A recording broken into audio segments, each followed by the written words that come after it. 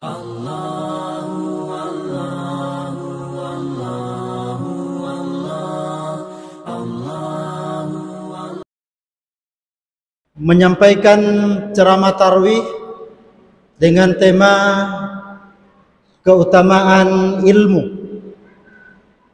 Kalau kita melihat jadi dari temanya, pembahasan ini sangat luas dan tentu seorang fakir seperti saya ini tidak akan mungkin menyampaikannya dengan sempurna. Karena apalah daya dan kemampuan yang saya miliki ini sebagai hamba Allah yang tentu mahallul khata'i wan nisyan, penuh dengan kelemahan, penuh dengan kekurangan, penuh dengan kekeliruan. Hadirin jamaah tarawih yang dirahmati oleh Allah Subhanahu wa taala. Tentang keutamaan ilmu ini saya mencoba membagi dalam dua pemikiran pokok. Yang pertama tentang pentingnya ilmu pengetahuan untuk kita, dan insyaallah sebentar subuh kalau memungkinkan kita lanjutkan dengan apa sih keutamaan ilmu pengetahuan itu berdasarkan dalil-dalil yang telah disampaikan kepada kita melalui baginda Rasulullah sallallahu alaihi wasallam. Hadirin jamaah tarawih yang dirahmati oleh Allah, pentingkah ilmu pengetahuan itu? Ini jawabannya sangat sederhana. Kita lihat hadis Rasulullah sallallahu alaihi wasallam, "Talabul ilmu fariidatun ala kulli muslimin wa muslimah." Mempelajari ilmu itu adalah faridah, adalah kewajiban bagi kita yang sudah masuk dalam kategori muslim, entah itu muslim laki-laki maupun muslimah perempuan. Jadi menjadi kewajiban bagi kita umat Islam ini untuk senantiasa mempelajari ilmu pengetahuan itu. Jadi kalau ada yang mengatakan biarkan orang lain saja yang mempelajari ilmu itu, khususnya ilmu agama, ini adalah sebuah kekeliruan. Karena menjadi wajib bagi kita. Yang namanya kewajiban berarti apabila kita tidak melakukannya, kita mengabaikannya, maka tentu menjadi pelanggaran buat kita. Oleh karena itu Imam Al-Ghazali mengatakan, kun aliman au muta'alliman. Jadilah kamu orang yang berilmu pengetahuan, wala takun jahila, dan janganlah kamu menjadi orang yang tidak berpengetahuan atau menjadi jahil. Hadirin sidang jamaah tarawih yang dirahmati oleh Allah Subhanahu wa taala. Tetapi dalam uraian ini tentu saya juga tidak akan terlalu mengambil hal yang luas tentang bagaimana perkembangan ilmu pengetahuan pada zaman-zaman kejayaan umat Islam. Tetapi saya hanya akan mengambil satu dasar perintah wajibnya ilmu pengetahuan ini, menuntut ilmu pengetahuan ini di dalam hadis Rasulullah sallallahu alaihi wasallam, utlubul ilma minal mahdi ilal lahdi. Sekira dengan dalil ini kita akan mencoba melaksanakan perintah Rasulullah sallallahu alaihi wasallam yang menghendaki agar kita menuntut atau mempelajari ilmu itu minal mahdi ilal lahdi, dari buayan hingga ke liang lahat. Dan mohon maaf, inilah yang tentu dijadikan dasar oleh sebagian kita umat Islam, bahwa pemberian ilmu pengetahuan kepada mayit yang baru dikubur di dalam liang lahat itu adalah sebuah kewajiban, sebuah tugas bagi kita untuk melakukan talqin. Karena diperintahkan oleh Rasulullah, utlubul ilma minal mahdi, dari buayan hingga ke liang lahat. Bagaimana implementasi dari hadis Rasulullah sallallahu alaihi wasallam ini?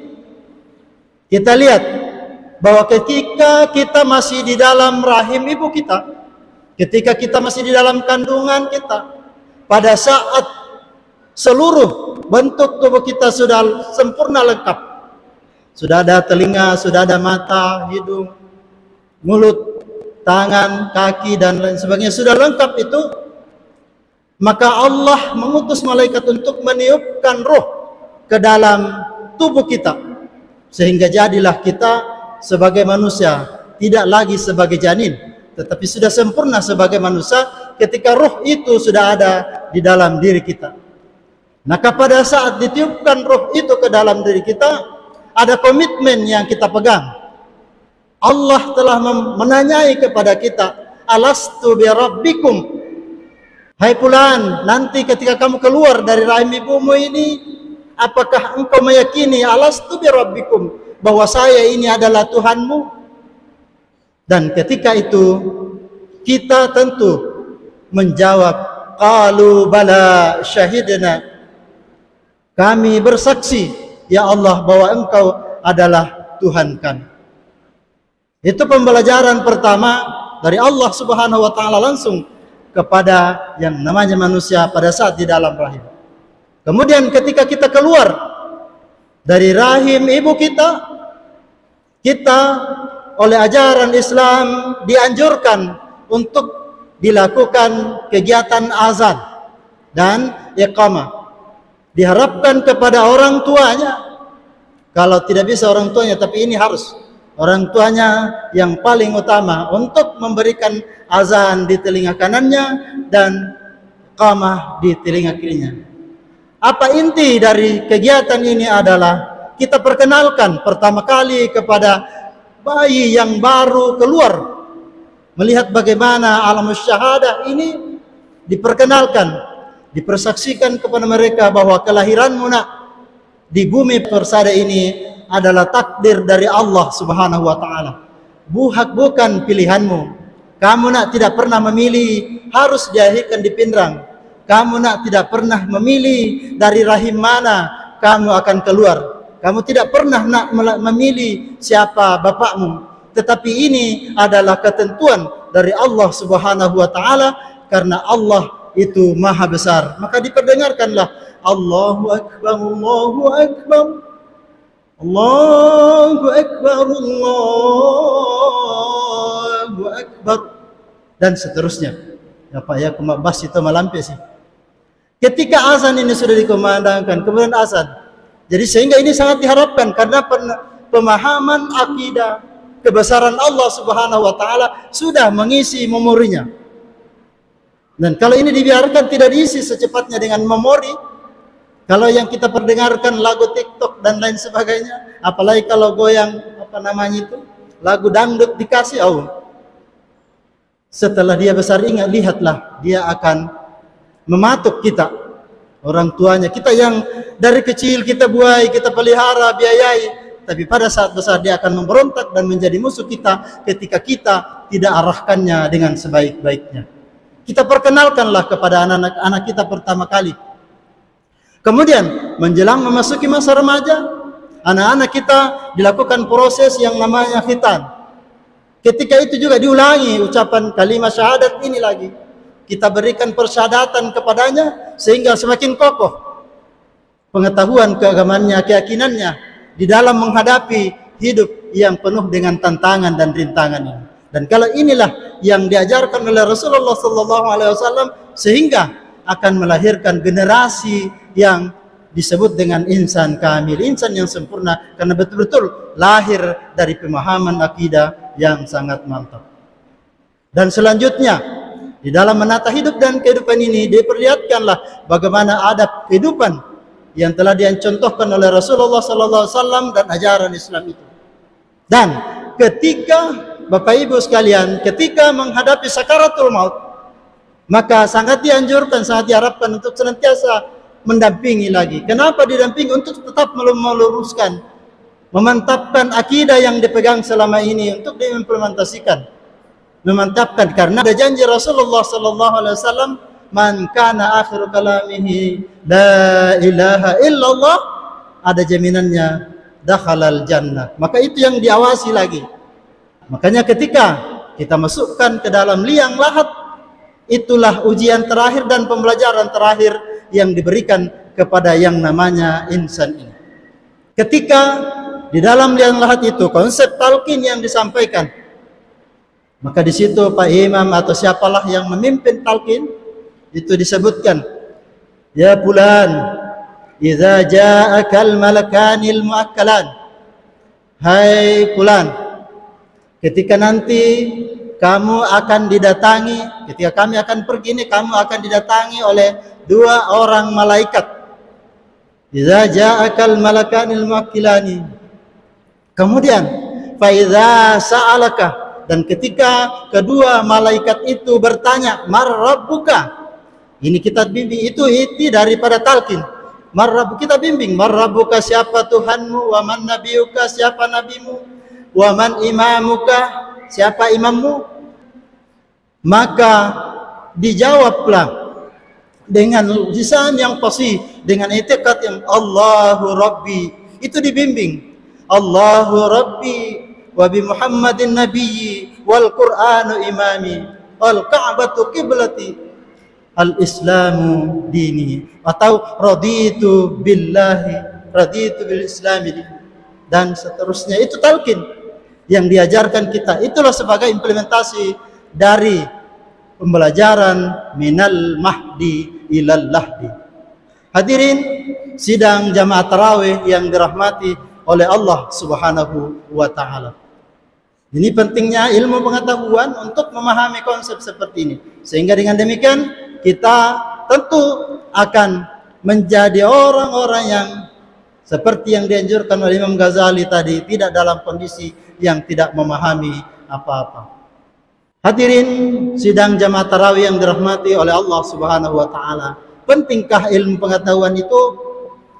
Dalam sebuah kitab disebutkan bahwa pernah suatu ketika Sayyidina Ali didatangi oleh beberapa orang dari kaum Khawarij. Kaum Khawarij ini awalnya adalah pengikut Sayyidina Ali, kemudian ketika terjadi pertempuran antara Khalifah Sayyidina Ali dengan Muawiyah untuk memperebutkan kekhalifahan ini, terjadi perbedaan, sehingga ketika pasukan Ali berada pada puncak, sudah hampir mencapai kemenangan, dari golongan Muawiyah mengangkat Al-Quran sebagai tanda perdamaian. Nah, golongan Khawarij ini tidak setuju karena memahami bahwa itu adalah kecurangan dalam peperangan, sehingga dia mengambil dasar malam yahkum bima anzalallah faulaika humul kafirun. Dia menganggap bahwa kelompok Ali dan kawan-kawan ini masuk dalam kategori orang yang kafir, dan kalau dia orang kafir berarti dia halal darahnya untuk dibunuh. Ini ketika orang Khawarij ini mendatangi Ali bin Abi Thalib, dia mempertanyakan, ingin menguji kecerdasan yang dimiliki oleh Ali, karena Rasulullah SAW telah memberikan informasi bahwa orang yang terpintar, tercerdas di antara sahabatku itu adalah Ali. Maka ketika ditanya yang mana yang lebih utama, harta atau ilmu pengetahuan, maka Khalifah Ali menjawab bahwa yang lebih utama itu adalah ilmu pengetahuan, dengan alasan bahwa ilmu itu, ketika kita memiliki ilmu, maka ilmu itu akan menjaga kita, sedangkan harta kitalah yang akan menjaganya. Kemudian harta bisa jadi mendatangkan musuh bagi kita, tetapi ilmu akan mendatangkan banyak sahabat. Dan harta pada hari kiamat nanti kita akan mempertanggungjawabkannya, dari mana kita dapatkan dan kemana kita akan belanjakan. Tetapi kalau ilmulah yang akan menjadi syafaat untuk kita dalam hidup dan kehidupan kita nanti di hari kemudian. Kemudian contoh lain pentingnya ilmu pengetahuan ini, bahwa Nabiullah Ibrahim alaihissalam ditawari yang mana yang dipilih, apakah kerajaan atau kedudukan atau jabatan, atau ilmu. Tetapi Nabi Allah Ibrahim memilih ilmu pengetahuan, dan setelah dia memiliki banyak ilmu pengetahuan, akhirnya juga dapat menduduki jabatan dan menguasai bentuk kerajaan yang ada pada zaman itu. Saya kira insyaallah demikian dapat saya sampaikan. Nanti sebentar subuh kita lanjutkan lebih mendetail lagi sekitar apa keutamaan dari ilmu pengetahuan itu. Hadirin wal hadirat jamaah salat subuh yang dirahmati Allah. Semalam kita telah memberikan sedikit gambaran tentang bagaimana pentingnya ilmu pengetahuan untuk kita semua. Pada kesempatan subuh kali ini saya akan melanjutkan dengan memberikan beberapa poin-poin yang berkaitan dengan keutamaan atau keagungan dari ilmu, atau keutamaan dan keagungan yang bagi orang yang memiliki ilmu. Hadirin sidang jamaah subuh yang dirahmati oleh Allah Subhanahu wa taala. Keutamaan pertama yang saya dapat sajikan adalah bahwa orang-orang yang memiliki ilmu pengetahuan, khususnya ilmu pengetahuan agama yang tinggi, dinilai oleh Rasulullah sebagai orang yang mendapatkan warisan. Al-ulama'u warathatul anbiya, bahwa para ulama itu adalah para pewaris daripada para nabi. Warisan apa yang didapatkan oleh para ulama? Tentu bukan warisan dalam bentuk harta, bukan warisan dalam bentuk jabatan, tahta dan lain sebagainya, tetapi yang menjadi warisan adalah pedoman keselamatan bagi kita, adalah petunjuk yang Allah telah berikan kepada Rasulnya, kemudian disampaikan kepada para ulama kita. Itulah yang menjadi warisannya. Makanya Rasulullah sallallahu alaihi wasallam telah menyampaikan kepada kita, laqad taraktu fikum amrayn lan tadillu ma in tamassaktum bihima, kitab Allah wa sunnat Rasul. Aku tinggalkan kepada kalian wahai umatku, aku tinggalkan kepada kalian wahai para sahabatku, kalian tidak akan mengalami kehidupan yang tersesat. Lan tadillu ma in tamassaktum bihima, kitab Allah wa sunnat Rasulih, yaitu aku hanya tinggalkan kepada kalian kitab Allah dan sunnah-sunnah Rasul ini. Kitab Allah inilah yang senantiasa dikaji, dipelajari oleh para alim ulama kita. Hadis-hadis Rasulullah inilah yang senantiasa dibuka, dipelajari oleh para ulama kita. Kemudian itulah yang diwariskan kepada kita. Wajarlah kalau para ulama kita itu disebut sebagai al-ulama'u warasatul anbiya. Tentu kedudukannya pasti akan mendapatkan kedudukan yang sangat tinggi, yang sangat mulia di sisi Allah Subhanahu wa taala. Hadirin sidang jamaah subuh yang dirahmati oleh Allah, kemuliaan yang kedua adalah adanya jaminan dari Allah Subhanahu wa taala bahwa Allah akan mengangkat derajat orang-orang yang memiliki ilmu pengetahuan dengan orang-orang yang beriman. Yarfa'illahu alladhina amanu minkum walladzina utul ilma darajat. Allah akan mengangkat derajat orang-orang yang beriman di antara kalian dan orang-orang yang memiliki ilmu pengetahuan. Ada mufassirin tentu yang mengatakan bahwa orang yang diangkat, orang alim yang diangkat derajatnya oleh Allah di sini adalah orang yang alim yang mendapatkan ilmu pengetahuan. Tentu kalau meskipun dia banyak ilmunya, tetapi bukan ilmu yang digunakan dalam kehidupan beragama, tentu tidak masuk dalam kategori orang yang diangkat derajatnya oleh Allah. Tetapi alangkah baiknya ketika dia memiliki ilmu yang tinggi, baik itu di luar konteks keagamaan, tetapi juga keimanannya sangat kokoh kepada Allah Subhanahu wa taala, tentu ini juga masuk dalam kategori akan diangkat derajatnya oleh Allah Subhanahu wa taala. Hadirin sidang jamaah subuh yang dirahmati oleh Allah Subhanahu wa taala. Selanjutnya bahwa orang yang memiliki ilmu pengetahuan yang tinggi, orang yang memiliki ilmu pengetahuan agama yang banyak itu akan didoakan oleh para makhluk yang ada di jagat raya ini.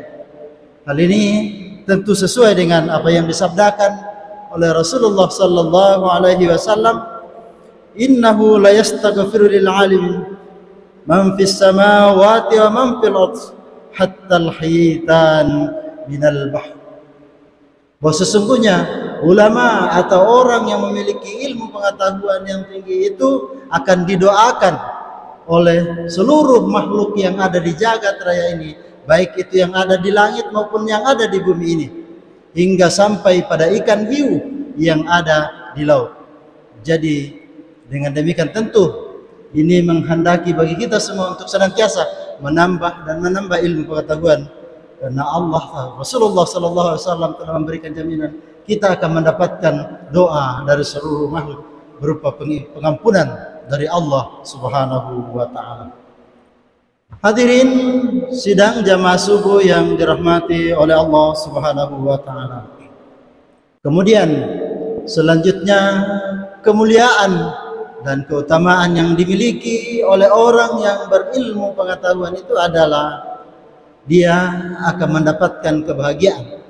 Entah itu kebahagiaan dunia, hidup di dunia, maupun kebahagiaan hidup di akhirat nanti. Rasulullah sallallahu alaihi wasallam telah menginformasikan kepada kita, man arada dunya fa alaihi bil ilm. Barang siapa yang ingin menghendaki kehidupan kebahagiaan di dunia, fa alaihi bil ilmi, maka hendaklah dia memiliki ilmu pengetahuan. Wa man arada al akhirah fa alaihi bil ilm. Maka dan barang siapa yang ingin mendapatkan kebahagiaan hidup di akhirat kelak, fa alaihi bil ilmi, maka hendaklah dia memiliki ilmu pengetahuan. Dan wa man aradahuma fa alaihi bil ilmi, kalau dia ingin mendapatkan kebahagiaan dari keduanya, bahagia di dunia dan bahagia di akhirat kelak, hendaklah dia memiliki ilmu pengetahuan. Hadirin, demikian pentingnya ilmu pengetahuan ini, sehingga tentu kita paham bahwa amal ibadah yang kita lakukan ketika tidak disertai dengan pemahaman yang benar, pemahaman yang sahih, maka tentu amalan-amalan kita ini tidak akan bisa diterima di sisi Allah Subhanahu wa taala. Hadirin sidang jamaah subuh yang dirahmati oleh Allah Subhanahu wa taala. Selanjutnya, orang yang memiliki ilmu pengetahuan atau keutamaan dan keagungan orang yang berilmu pengetahuan itu adalah dia akan mendapatkan amal jariah, amal yang tidak pernah terputus meskipun telah berada di alam barzakh sana, di alam kubur sana, tapi senantiasa mendapatkan pancaran-pancaran keberkahan amal yang telah dilakukannya. Hal ini sesuai dengan hadis Rasulullah sallallahu alaihi wasallam, "Idza mata ibnu Adam inqata 'amaluh." Apabila anak cucu Adam itu telah meninggal, telah wafat, maka terputuslah amalnya, terputuslah segala aktivitasnya, illa min thalasin, kecuali ada tiga. Yang mana yang tiga ini kita telah masyhur hadis ini, bahwa yang tidak pernah terputus dan yang masih akan didapatkan pada saat kita telah berada di alam kubur sana adalah tentu yang pertama adalah sedekah jariah, sedekah, sumbangan, infak yang telah kita keluarkan, entah itu perbaikan musola masjid, entah itu perbaikan tempat wudhu dan sebagainya. Ketika kita punya andil di situ, sepanjang tempat itu masih digunakan, maka kita akan senantiasa mendapatkan amalan-amalan yang mengalir, memperbaiki jalan dan sebagainya, memperbaiki lembaga-lembaga pendidikan agama, itu semua akan terpancar dalam bagi kita menjadi amal jariah, sedekah jariah yang tentunya kita akan nikmati kelak ketika kita sudah berada di alam kubur sana. Kemudian yang kedua, ilmu yang taqabih, atau ilmu yang dimanfaatkan, ilmu yang diajarkan kepada orang-orang yang memilikinya sebagai pemegang warisan dari Rasulullah sallallahu alaihi wasallam. ilmu agama yang kita sampaikan kepada mereka, kepada saudara-saudara kita kaum muslimin dan muslimat. Ini tentu sepanjang ilmu itu digunakan di dalam hidup dan kehidupannya, digunakan di dalam beribadah kepada Allah Subhanahu wa taala, maka tentu ini kita akan mendapatkan juga pahalanya yang terus-menerus mengalir sebagai bahan penyelamat untuk kita di dalam kehidupan di akhirat kelak. Kemudian awaladun saleh, anak yang saleh, anak yang kita tinggalkan, anak yang selalu dapat dibanggakan dan diandalkan oleh orang tuanya, karena anak inilah yang akan menjadi pendamping kita di dalam mendoakan kita, senantiasa memberikan doa-doa keselamatan kita meskipun kita sudah berada di luar alam dunia ini. Itu 3 amalan yang tidak akan terputus ketika kita, meskipun kita sudah tidak beraktivitas lagi di dalam kehidupan di dunia ini. Hadirin sidang jamaah subuh yang dirahmati oleh Allah Subhanahu wa taala. Dan yang terakhir adalah bahwa orang yang memiliki ilmu pengetahuan itu, orang yang senantiasa belajar menuntut ilmu pengetahuan itu, akan dimudahkan jalannya untuk masuk ke dalam surga. Tentu kita semua berharap kita mendapatkan kemudahan di dalam memasuki surga, kenikmatan yang Allah janjikan di hari kehidupan kelak ini. Sebagaimana Rasulullah sallallahu alaihi wasallam telah menyampaikan kepada kita, man salaka tariqan yaltamisu fi talibil ilmi sahhalallahu lahu tariqan ilal jannah. Barang siapa yang menempuh perjalanan, barang siapa yang berniat untuk melaksanakan, mengikuti pendidikan atau senantiasa belajar, ingin belajar dari rumah kita menuju masjid dengan niat ingin mendapatkan siraman-siraman rohani, ingin mendapatkan pengalaman dan pengetahuan agama, maka Allah akan memudahkan jalan kita, Allah akan menuntun kita untuk mendapatkan kemudahan di dalam menuju ke alam surga nanti insyaallah, sebagai tujuan terakhir kita semua. Itulah sebabnya kita tidak pernah berputus asa untuk mendapatkan rahmat Allah, untuk dijadikan sebagai golongan penghuni surga. Hadirin sidang jamaah subuh yang dirahmati oleh Allah Subhanahu wa taala. Dalam sebuah riwayat dikisahkan bahwa di hari kiamat nanti ada 4 golongan, ada 4 orang yang berdesakan sudah berada di pintu surga. Keempat golongan ini, keempat orang ini berdesakan merasa bahwa dialah yang wajar, dialah yang paling pantas untuk lebih dahulu memasuki surga yang disiapkan oleh Allah Subhanahu wa taala. Keempat golongan ini adalah, yang pertama, orang yang mati syahid, orang yang gugur di medan perang fisabilillah, menegakkan kalimat la ilaha illallah, karena memang jaminannya barang siapa yang gugur di medan perang maka tidak ada balasannya kecuali surga yang dijanjikan oleh Allah Subhanahu wa taala. Orang ini merasa dialah yang pantas pertama kali masuk ke dalam surga. Kemudian orang yang kedua atau golongan yang kedua yang merasa lebih pantas untuk lebih duluan masuk ke dalam surga adalah orang yang mendapatkan gelar Al-Hajjul Mabrur.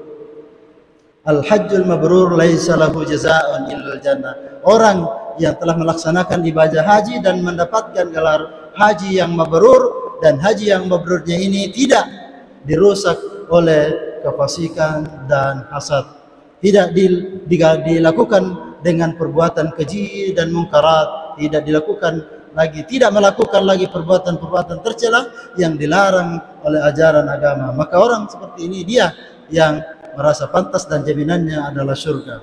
Kemudian yang ketiga adalah orang yang dermawan, orang kaya yang dermawan, orang yang memiliki, dititipkan oleh Allah harta yang banyak, tetapi dengan harta yang banyak itu dia infakkan kepada orang-orang yang membutuhkannya, kepada fakir miskin, kepada yatim piatu, kepada pembinaan lembaga-lembaga pendidikan. Maka orang yang seperti ini juga pantas untuk mendapatkan kunci pertama masuk ke dalam surga. Dan yang keempat, yang terakhir adalah orang alim yang mengamalkan ilmunya. Orang yang memiliki ilmu yang tinggi, kemudian ilmu yang dimilikinya ini diamalkan dalam hidup dan kehidupannya, disampaikan kepada jamaah, kepada umat untuk dijadikan pedoman. Orang ini juga mendapatkan jaminan untuk dimasukkan ke dalam surga yang pertama. Ketika Allah Subhanahu wa taala menyaksikan bagaimana perebutan itu, maka diutuslah oleh para malaikat, ya malaikatku no koyolo mitayaro atakku agasi nasabari nama pangiwang pada melo masjid tama surga. Maka didatangilah oleh malaikat yang pertama ini adalah orang yang mati syahid. Ditanya, iko magako mapangiwang patu kadai ya roh syahid, saya merasa sayalah yang paling pantas mendapatkan giliran pertama untuk masuk surga karena saya syahid. Oleh malaikat bertanya, negatosi podako iko, maka iko na kami na pantas untuk mariolo tama surga.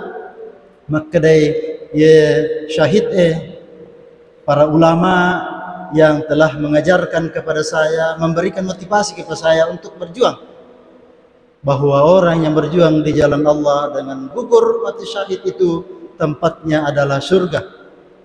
Oh, komakko itu berarti kamu berjihad, kamu berjuang itu karena jasanya para ulama, jasanya gurumu. Tentu pakanjaki, pakasing yang pemu loko gurumu, ponroyolo yolo gurumu, ponroyolo ulama aja na yoko yolo. Maka syahid ini mundur, tidak jadi duluan. Kemudian pindah pertanyaannya ke orang yang mendapatkan gelar haji mabrur. Iko mapatosi, naiko kamu yang merasa lebih pantas duluan untuk masuk ke dalam surga. Saya telah melaksanakan ibadah haji dengan sebaik-baiknya, dengan tidak mencampuri perbuatan-perbuatan fasik dan perbuatan sadat yang lainnya, sehingga merasa bahwa sayalah yang paling pantas untuk masuk surga pertama. Kadai latas nigatosi pudako, maka ada ulama pak guru kak maka ada makor nareko haji ko namulolongan haji mabrur, kamu insyaallah jaminannya yang pertama masuk surga. Kada maka itu tentu gurumu lebih berjasa karena lena mi pak guru ko nasabari nama makor model. Seandainya dia na pudako gurumu, tentu dia makor. Nah, akhirnya pindah lagi ke orang kaya yang dermawan. Mapatusi kaiko, saya merasa bersyukur, saya mendapatkan titipan rezeki dari Allah yang melimpah, dan rezeki tersebut saya syukuri, saya impakkan di jalan Allah. Saya bantu saudara-saudara saya yang membutuhkan, saya bantu saudara-saudara saya fakir miskin, yatim piatu, lembaga-lembaga pendidikan, bahkan para ustaz saya berikan bantuan supaya lebih mudah menyiarkan dakwah Islam. Oleh karena itu malaikat bertanya, lantas nega podakko maka dan narekko mega warampara na mereki ko ang Allah Ta'ala naya di kinang rilalan na puri po ang Allah Ta'ala wadig lolongan suruga madiolo. Maka day para alim ulama, para ustaz, kalau begitu tentu ulama lah yang cocok lebih awal masuk ke dalam surga. Sehingga sampailah gilirannya pada para ulama yang tanya, iko mapatosi, saya oleh Allah alhamdulillah bersyukur mendapatkan hidayah ilmu. Allah memperbaiki kehidupan saya. Allah memberikan petunjuk kepada saya mendapatkan ilmu dengan berbagai macam ilmu yang saya manfaatkan untuk kebutuhan, untuk membantu, mendidik, mengajar kepada saudara-saudara saya yang kaum muslimin. Tetapi saya tidak bisa berbuat demikian seandainya tidak ada orang kaya yang senantiasa membantu saya memenuhi kebutuhan-kebutuhan saya. Oleh karena itu saya sadari bahwa sesungguhnya yang paling pantas lebih dahulu, karena beliaulah yang paling berjasa di dalam hidup saya. Orang yang memiliki harta yang banyak itulah yang senantiasa membantu saya ketika saya kekurangan makanan di dalam menuntut ilmu. Beliau mensuplai makanan itu kepada saya, membantu saya membeli buku-buku, kitab-kitab. Maka tentu saat ini saya merasa yakin bahwa orang yang kaya lah, yang dermawan, yang pantas lebih dulu mendapatkan kunci surga pertama.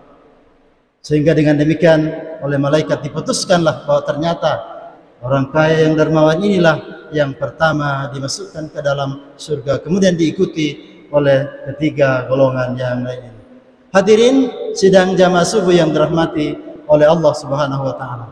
Oleh karena itu dengan demikian mari kita mengamalkan sunnah Rasulullah sallallahu alaihi wasallam, kita senantiasa mengikuti pendidikan pengajian ajaran agama Islam kita ini sebagai kewajiban bagi kita, seperti apa yang saya jelaskan semalam bahwa menuntut ilmu, mempelajari ilmu agama ini adalah kewajiban bagi kita, dan hendaknya kewajiban ini dilaksanakan sepanjang hayat kita, yang dalam teori ilmu pendidikan disebut dengan long life of education, itu pendidikan seumur hidup, minal mahdi ilal lahdi. Hadirin sidang jamaah subuh yang dirahmati oleh Allah, demikian yang saya dapat sampaikan pada kesempatan ini. Semoga Allah Subhanahu wa taala senantiasa menambah ilmu pengetahuan bagi kita untuk kita gunakan di dalam beramal dan meningkatkan keimanan ketakwaan kita kepada Allah. Jika apa yang saya sampaikan ini terdapat beberapa kekeliruan dan kehilapan, maka itu datangnya dari saya pribadi. Tetapi kalau ada yang saya sampaikan ini sebuah kebenaran, maka itu tentu datangnya dari Allah Subhanahu wa taala. Kurang lebihnya mohon dimaafkan. Hadanallah wa iyyakum. Mari kita tutup acara ceramah kita dengan bersama-sama kita berdoa kepada Allah Subhanahu wa taala. A'udzubillahi minasyaitonir rajim. Bismillahirrahmanirrahim. Alhamdulillahi rabbil alamin. Hamdal syakirin, hamdan na'imin, hamdan yuafi na'amahu wa yukafi mazidah. Ya Rabbana lakal hamdu wa lakal syukru kama yanbaghi li jalali wajhikal karim wa 'azimi sultanik. Allahumma salli ala sayyidina wa habibina wa syafi'ina wa maulana Muhammad sallallahu wa sallam. Allahumma 'allimna ma 'allamtana innaka antal alimul hakim. Allahumma 'allimna ma 'allamtana innaka antal alimul hakim. Allahumma iftah 'alaina abwabal barakah, abwabal ni'mah, abwabas sihah, abwabal maghfirah birahmatika ya arhamar rahimin. Allahumma rabbana taqabbal minna innaka antas sami'ul alim wa tub 'alaina innaka antat tawwabur rahim waghfir lana innaka antal ghafurur rahim. Rabbana taqabbal minna salatana wa siyamana wa qiyamana wa ruku'ana wa sujudana wa takhashu'ana wa tadarru'ana wa ta'abbudana wa tammim taqsirana ya Allah ya Rahman birahmatika ya Arham. Rabbana ighfir lana dhunubana wa liwalidayna wa li jami'il muslimina wal muslimat warhamhum kama rabbana shighara. Rabbana atina fid dunya hasanah wa fil akhirati hasanah wa qina adzaban nar. Subhana rabbika rabbil izzati amma yasifun wa salamun alal mursalin walhamdulillahi rabbil alamin. Al-Fatihah. A'udzu billahi minasyaitonir rajim. Alhamdulillahi rabbil alamin. Maliki yaumiddin. Iyyaka na'budu wa iyyaka nasta'in. Ihdinas siratal mustaqim. Siratal ladzina an'amta 'alaihim ghairil maghdubi 'alaihim waladdallin. Amin. Terima kasih. Minallahil musta'an wa alaihi tiklan. Wassalamualaikum warahmatullahi wabarakatuh.